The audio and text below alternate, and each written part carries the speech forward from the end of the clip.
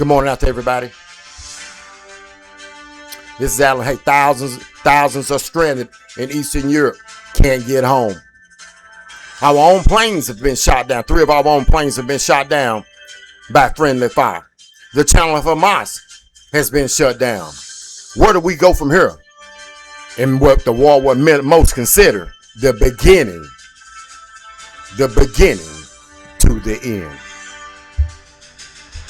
Let's jump right into this thing. Well, ladies and gentlemen, there are thousands, and I do mean thousands of American citizens that are trapped trying to find their way back home after all the turmoil that has broke out in Iraq, ladies and gentlemen.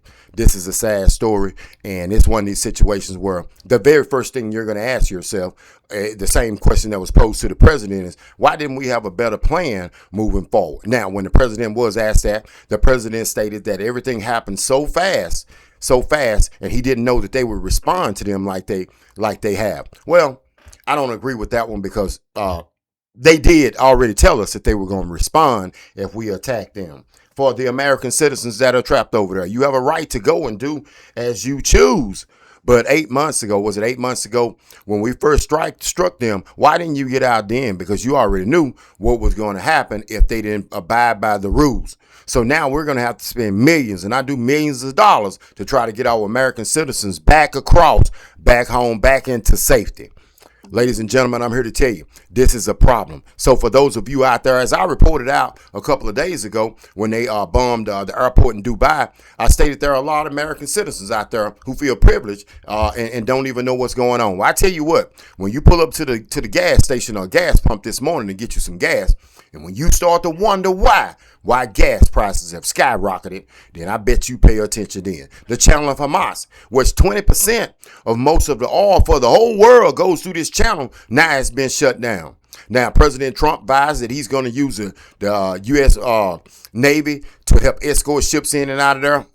Well, isn't that going to pose a problem too? You see the stock market is going down. Ladies and gentlemen, I'm here to tell you, this is about to get out. It's already out of hand. How many of you out there saw our own planes, 3 of our own jets, shot down by friendly fire? And then you see the pilots out there, the female pilot was trying to wave the guy away from them after their parachute was still hung up against a fence or something, and they were trying to back them away, telling them that they were American citizens. Man, this is something. This is going to be totally different, and man, they're not going to stop. Multiple, and I do mean multiple, of lives of young children that have been lost, adults and children that have been lost over there behind the bombing, and it's not going to stop. So where do we go as a country right now? Well, you better get yourself together. You better get together because gas prices are about to skyrocket. And this is one of those things where I don't think it's going to be over with overnight. It isn't going to be overnight. It isn't going to be a week or two, and then all of a sudden they're going to shut it down. You've got 11. At least up to excess of 11 countries that are battling with these people, man. They probably gonna fight until the very bitter end. Now, once again, I'm gonna pose the next question to you. That the same question I've been posing. Do we really need to be over there? Well, I mean, it's twofold for me. I mean, because if you see what they're doing right now, and they ain't even got no weapons of mass destruction. Man, just imagine if they did have weapons of mass destruction, what they would do and what they would be capable of. Because what they're doing right now tells you what they're capable of with the limited amount of weapons that they got. I mean, they're attacking U.S. embassies. The embassies over there are closed down, man, because, hey, man, they ain't taking no prisoners, man. They ain't bullcorning around.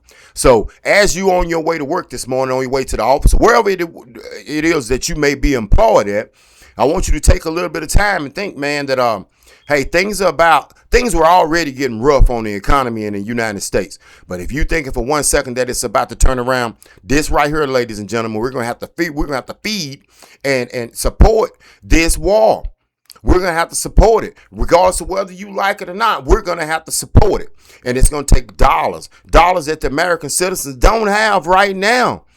We have enough problems of our own trying to support our own lives. But yes, now we're going to have to support a war that really none of us asked for.